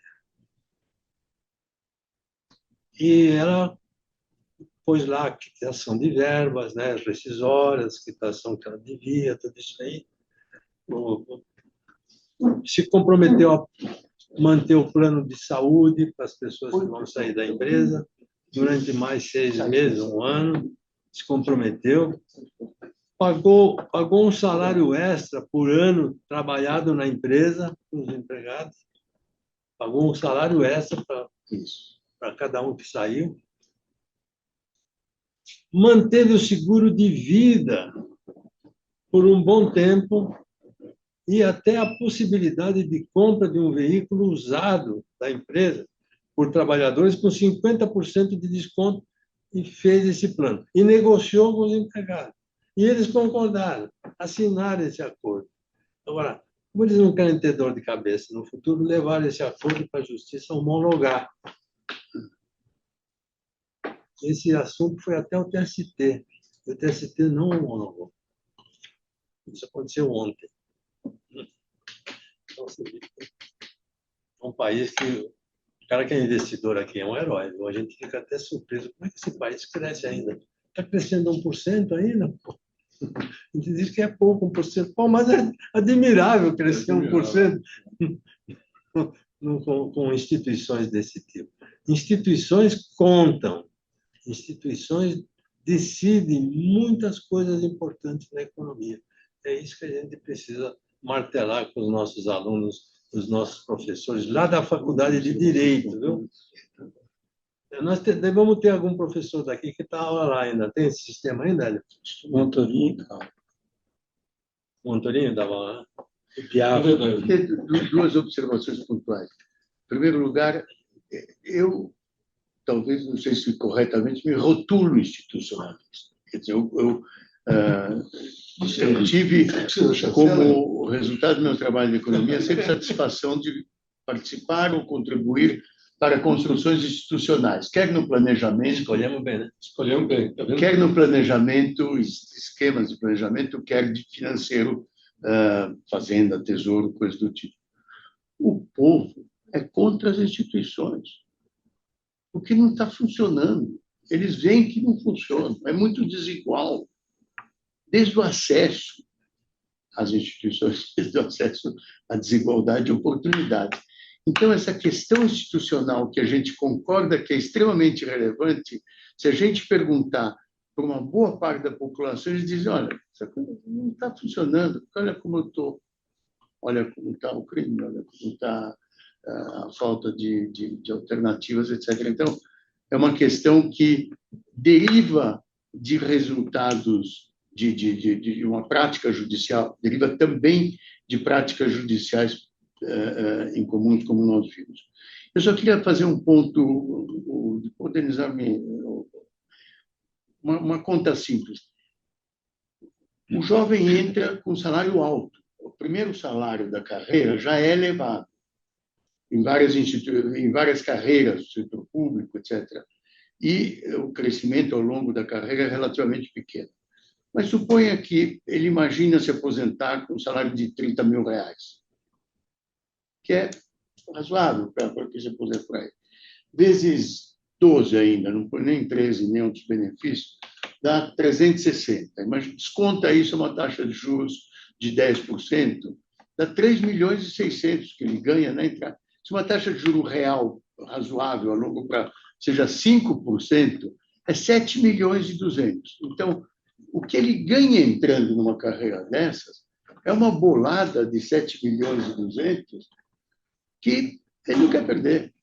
E, para tanto, ele precisa chegar lá. E, para chegar lá, ele copia os outros. E, portanto, os jovens que entram são corrompidos desde a entrada por sistemas de fixação de salários e de garantias de aposentadorias que representam um valor muito elevado. E isso em várias carreiras, em qualquer quantidade de consideração. Mas aqui, alguém que entra, um jovem, em qualquer parte do Brasil, quase qualquer carreira, começa com 30, dá uns 7 milhões, pode ser 15, pode ser mais. Portanto, é isso que está. E é inviável. Ou seja, as implicações econômicas desse sistema judicial, em especial no sistema de trabalho como que hoje foi apresentado, é totalmente perverso. Quer dizer, está na base da nossa incapacidade de ter uma visão fiscal consolidada. Se você pegar um advogado recém-formado no mercado, ele não entra ganhando R$30 mil numa empresa.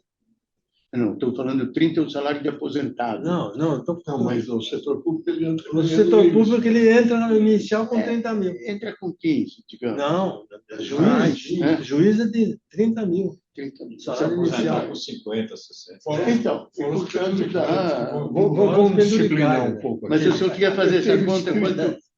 A minha questão, o Zé mais ou menos tocou nela. Sempre a gente, nós economistas, principalmente esses que mexem com econometria, como eu, a gente sempre tem fator, muda esse fator, o que acontece com a variação da variável dependente, né? Nesse caso aí, a variável dependente é a cabeça de bacalhau, você não enxerga, né? Que é o insucesso, que é a incerteza judicial, como é que é? Insegurança jurídica. Do lado de cá, você, quando discutiu, não dá para a gente identificar também as variáveis, né? Quais aquelas que afetam mais diretamente, de tal maneira que você possa alterá-las e, de alguma maneira, ter um impacto na variável dependente, né? Não. Quer dizer, A variável independente... dependente. Não, independente é o populismo. São as decisões. Mas não dá para a decisão que eu vi aí foi de mudar o curso, o currículo dos futuros advogados, né? Além dessa, tem mais. Veja, Outra coisa, comparando isso com países que não têm lei, não escrita como a gente, nos Estados Unidos, também os juízes decidem. Por que lá é diferente daqui? Veja, eu fiz uma pergunta direta, tá?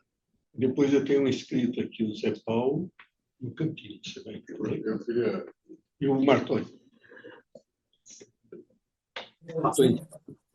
O Denizé fez uma pergunta direta. Já anotei. Melhor. Eu vou dar alguém aqui para tentar levantar a mão. Tem que levantar a mão, por favor, Oswaldo. Mas eu não acho aqui essa feature. A mãozinha, não tem uma mãozinha aí? Não tem aqui. Bom, de qualquer maneira, se você puder me escrever, eu agradeço. Eu estou escrevendo, sim, Oswaldo. Martoni, né? E o Martoni também está escrito. E o Zé Paulo, então? Então, mas não é melhor recolher as perguntas depois de responder? Então, o Zé Paulo pergunta, tem o Denizar, Zé Paulo e Campinho. Depois tem uma outra safra, que é o Martoni e Oswaldo.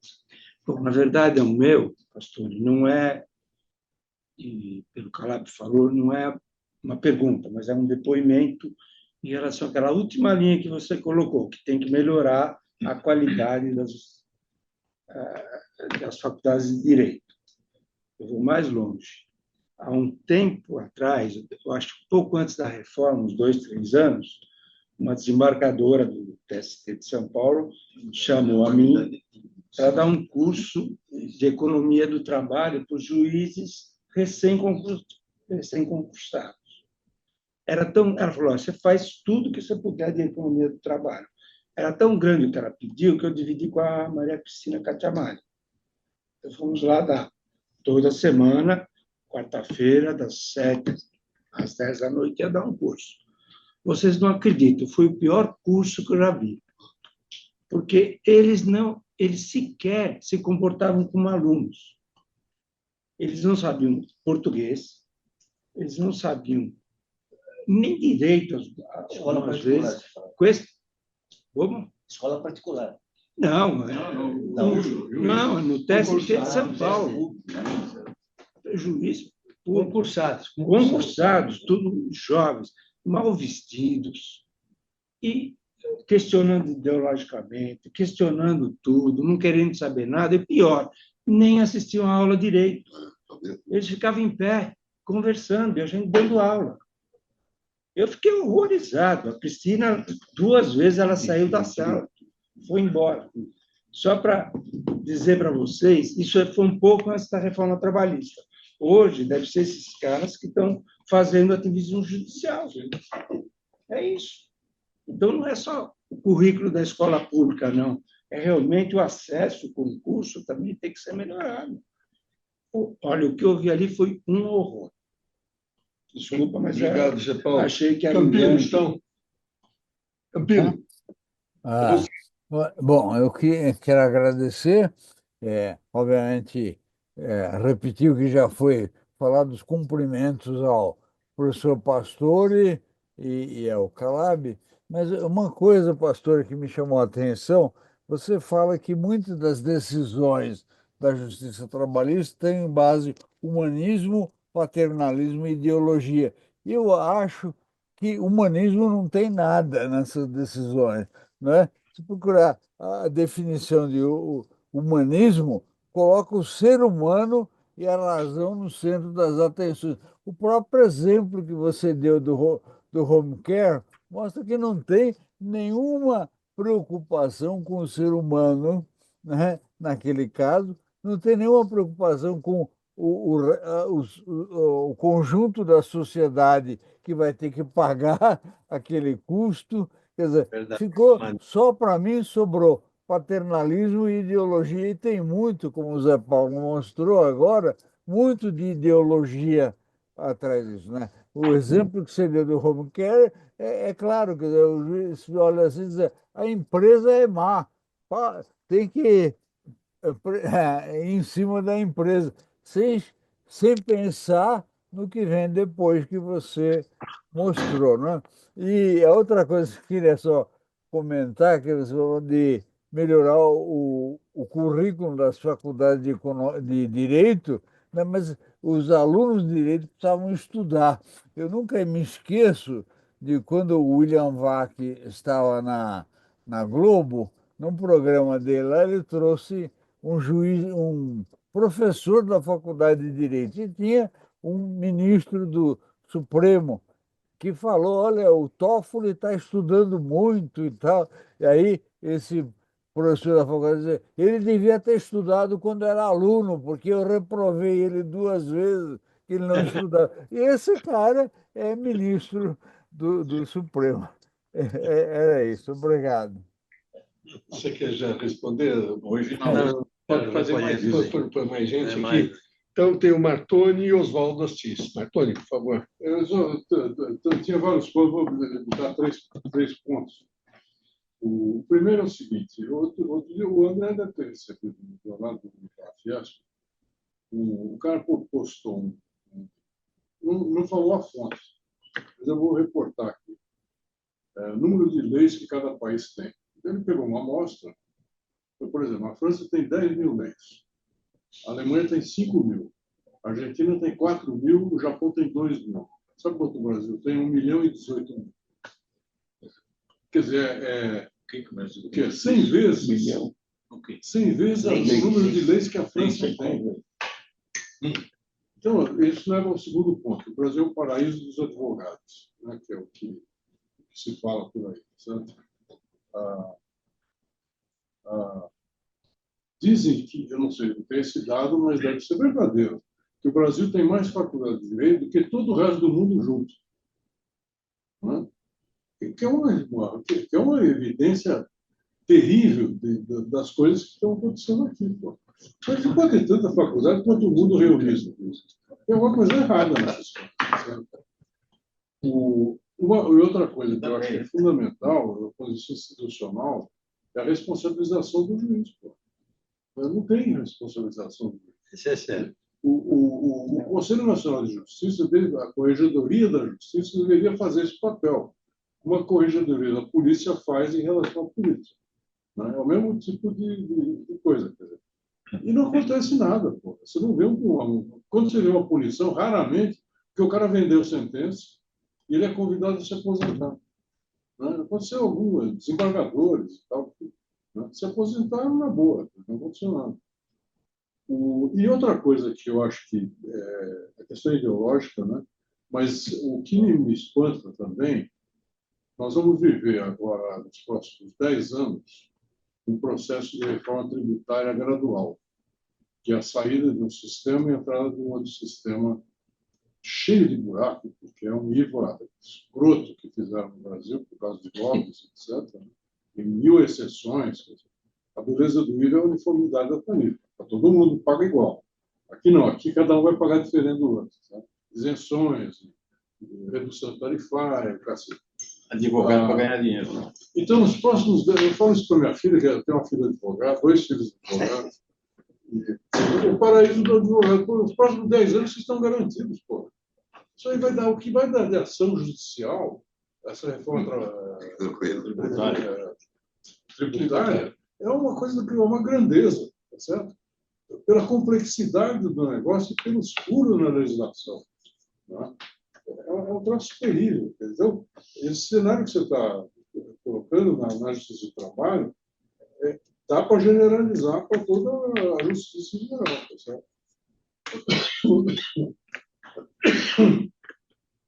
É isso, acabou.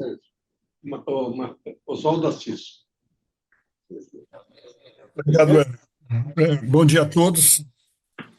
Pastor, eu não tive a felicidade de ter sido seu aluno, mas você sabe que eu sou leitor, fã dos seus artigos. Tá certo?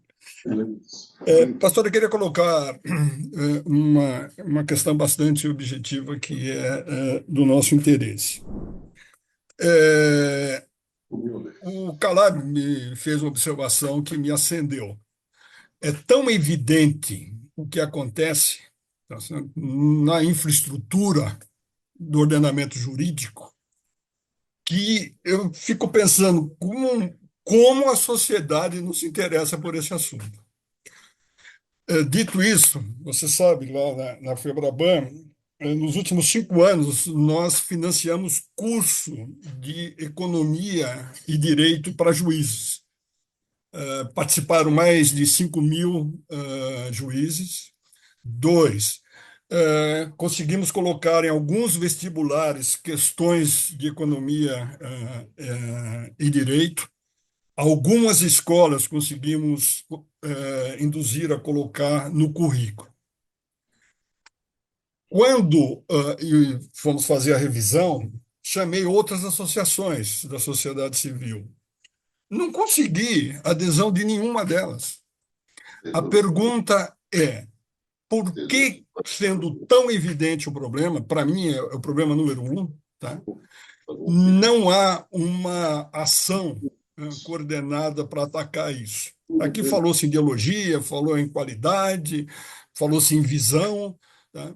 Mas qualquer parâmetro que eu pego para estudar esse assunto é só aberração que eu encontro, não só na Justiça do Trabalho.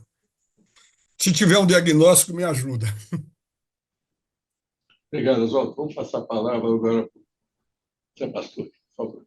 Bom, primeiro a ideia do Denizar, eu entendi bem, né? No modelo econométrico, você precisa especificar bem as variáveis independentes e a variável dependente, né?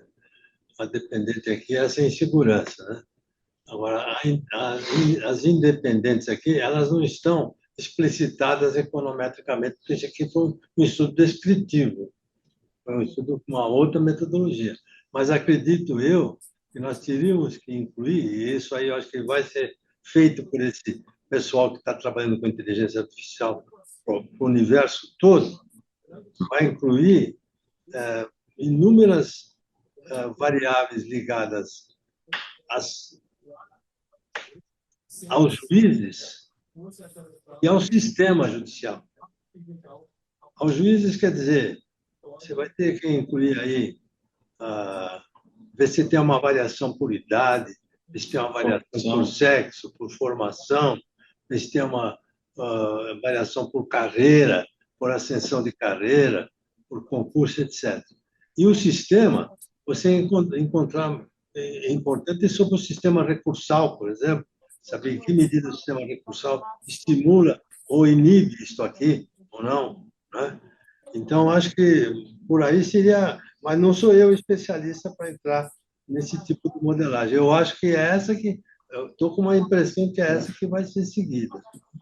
E aí vai ficar muito legal. Você vai ficar mais satisfeito com isso, com a apresentação que eu fiz aqui. O Marconi, esse contraste de leis, né? Uma vez eu viajei para o Japão junto com um ministro do TST. Era um programa de visitar países para saber como é que os países lidavam com as relações de trabalho.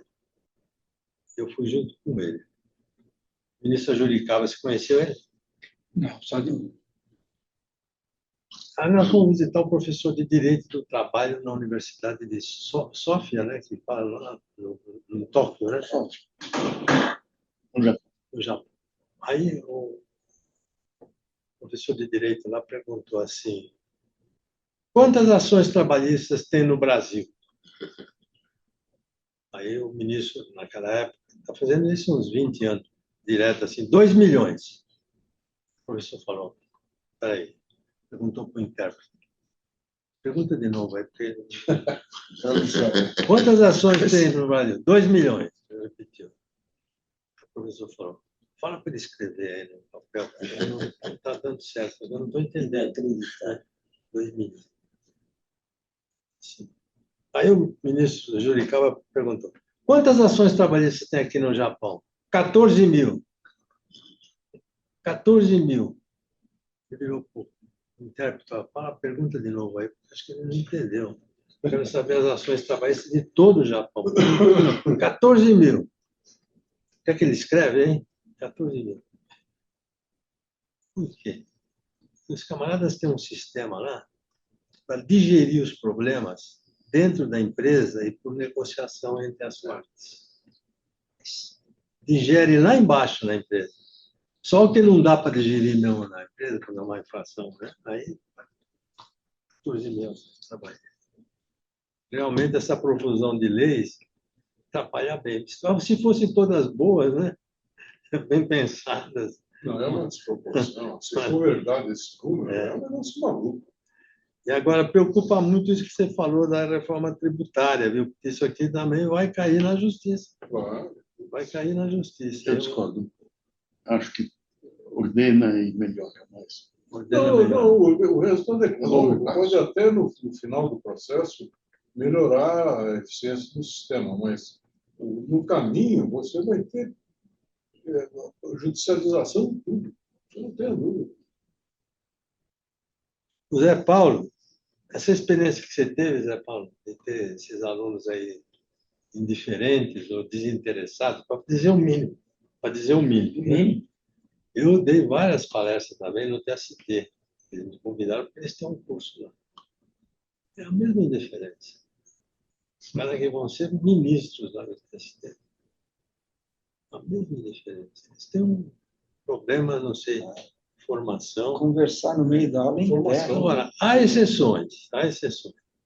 Esse ministro, esse juiz que eu citei aqui, o Otávio Calvé, é uma exceção. É uma parada que compreende bem tudo que nós estamos conversando aqui e luta para poder fazer valer isso aí na roda dele, na comunidade profissional dele. Ele é ministro de primeira instância. E ele mesmo sabe que ele nunca vai ser promovido para a segunda instância, e muito menos para a terceira instância, porque ele pensa assim, porque ele escreve desse jeito. Ele luta por esse tipo de lei, esse tipo de ação que tem mais lógica. Né? Otávio, você conhece ele, Otávio Calber. O Campino falou uma coisa muito certa, viu? Tem tudo menos humanismo, né? Mas é o humanismo que eles têm na cabeça, né? Que eles acham que tem que atender à dignidade humana, né? O Assis, eu não tenho resposta para você, não, Oswaldo. Eu gostaria de ter também uma resposta para você. Eu não tenho resposta para você. Nossa, eu gostaria muito de poder trabalhar em prol de uma causa dessa e influenciar. Mas é um problema sério. Por exemplo, esse estudo nosso, nós mandamos para todos os ministros do TST e todos os desembargadores de TRTs do Brasil. A federação mandou para eles tudo. Tivemos dois ou três comentários, nem sequer acusaram o recebimento. Então, nosso estudo, eu acho que está sendo muito mal visto pela maioria dessa classe judicial aí, mas a nossa função era essa mesmo, era de provocar discussão. É um estudo micro, não é uma coisa, não tem a menor pretensão de poder generalizar, mas ele tem indicações aí que são muito preocupantes, porque os custos são evidentes. E o efeito bumerangue é claríssimo. Eles mais atrapalham do que ajudam quem eles pretendem ajudar. Eles têm a melhor boa vontade, querendo ajudar, mas mais atrapalha do que ajuda. Toda vez que ele inibe o investimento, ele está prejudicando os trabalhadores. Está prejudicando uma classe muito grande que precisa trabalhar, ganhar a vida com o trabalho. Eu tenho o Francisco Vidal Luna escrito. Eu só queria dar um... Bom, primeiro quero cumprimentar o professor, brilhante a apresentação. Bom, só podia se esperar isso dele, né? Acho que é ilustrativo isso aqui, acho que isso aqui é uma aula de Brasil, né? Que nós estamos vendo. Eu queria dar um testemunho. O pastor falou do Japão, que tem 14 mil. Eu quero dar um testemunho de 10 anos atrás, mais ou menos.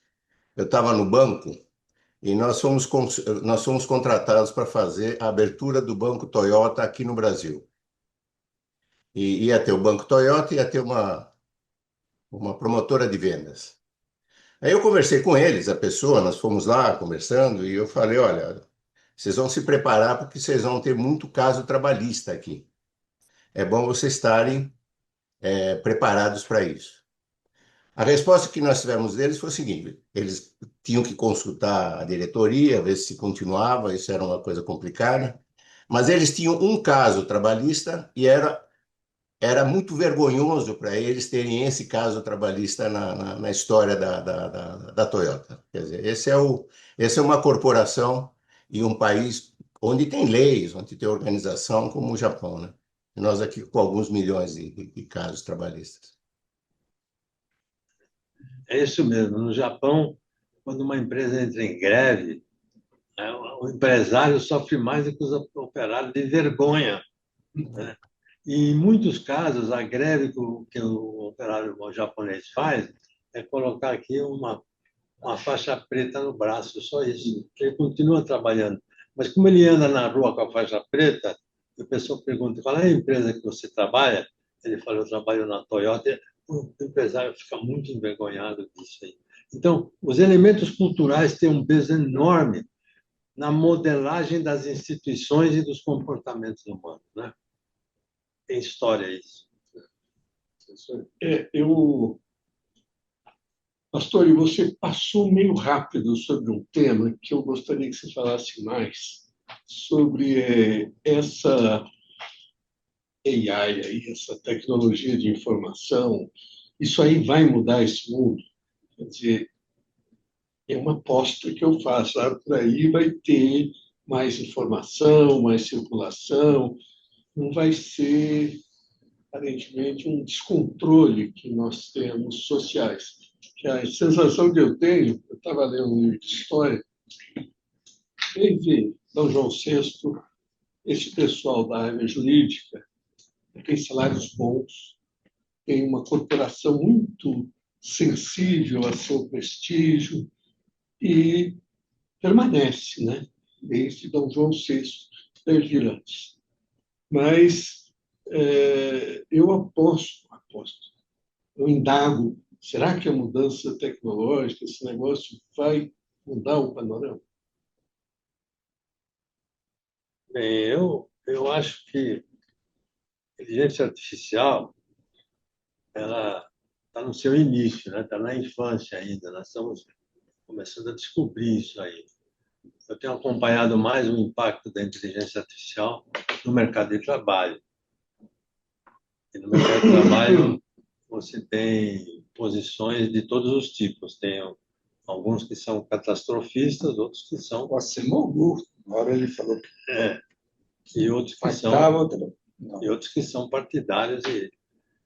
No mercado de trabalho, eu li um estudo muito bom do Fundo Monetário há pouco tempo, 6 meses atrás, que eu achei fabuloso, em que eles verificaram o seguinte: até o ano 2000, antes da inteligência artificial, as tecnologias elas substituíam o trabalho manual. Robotização, né? Então, 2000 para cá, e mais recentemente, nos últimos 10 anos, a inteligência artificial está substituindo o trabalho intelectual. É do professor, é do advogado, é do jornalista, do tradutor, etc. Eu tenho um amigo inglês que mora aqui em Atibaia há 30 anos, que é tradutor. Ele tinha grandes contratos com as editoras, com os jornais. Outro dia eu encontrei com ele e ele falou assim: perdi todos os contratos. Eles fazem tudo com inteligência artificial. E para mim eles mandam agora fazer uma checagem da inteligência artificial traduzido. Mas eles me pagam muito pouco e me dá muito trabalho, porque, sinceramente, às vezes era melhor eu fazer a tradução do que ficar checando. Fecha o parênteses. Então, a inteligência artificial entrou em cheio nessas profissões. Essas profissões são profissões de classe média. Profissões de classe média. A grande maioria é profissão de classe média. Isso até tem um desdobramento político muito sério. Vou fazer um parênteses aqui. Porque quando ela entra, muitas pessoas de classe média, quando elas são deslocadas no trabalho que fazem, né, elas acabam descendo na escala social. Mobilidade descendente. Mobilidade descendente é uma coisa terrível para qualquer um de nós. É desencantador, é frustrador, é revoltante. E esse pessoal todo aqui, de classe média, fica muito sujeito aos líderes demagogos e populistas que prometem restaurar o passado ou trazer um futuro melhor. Razão pela qual, no meu entender, o populismo avança muito nos países avançados. Leia-se o Trump, por exemplo. Em 2016, qual era o discurso dele? Em 2016, ele diz o seguinte: pô, sabe por que você está sofrendo aí? Uma razão simples. O Obama deixou todas as empresas americanas ir lá para a China. Eu vou trazer tudo de volta. Ganhou estourado. E quase que ganhou a segunda vez também, com o mesmo discurso. E ganhou a terceira. Então, mobilidade descendente, ligado a mercado de trabalho e ligado a avanço tecnológico de inteligência artificial, é um negócio que tem um desdobramento político importante. Agora, qual é o desdobramento pessoal? Esse estudo do Fundo Monetário mostrou o seguinte: como essas tecnologias estão entrando muito forte nos países avançados, os que estão em desenvolvimento estão mais ou menos resguardados, eles não estão com tanto risco, porque ainda você tem aqui o balconista, o entregador, o motorista de caminhão, o garçom, ajudante, etc. Aí, beleza, né? O Brasil está bom, legal, fiquei contente de ver essa conclusão, mas o estudo não parou aí. Aí teve a segunda parte do estudo. Acontece que nos países avançados, a capacidade de requalificação do pessoal é imensa. E os caras conseguem requalificar e o cara se ajusta. E, de repente, ele é um gerente de um almoxarifado, perde o emprego porque a inteligência artificial foi lá no caixa registrador e ele vira analista de sistema, porque o cara tem uma educação geral boa, mas principalmente um sistema de repaginação profissional bom. E o nosso é o contrário. Temos uma educação básica ruim e um sistema de requalificação muito miúdo. Tem um sistema S, que é boa qualidade, mas muito pequenininho, perto do que o Brasil precisa. Então, ferrado mesmo com inteligência artificial no que tange ao futuro das pessoas e das profissões, no caso brasileiro, muito preocupante mesmo. Agora, especificamente na área do judiciário, eu acho que a inteligência artificial pode trazer muitas verdades,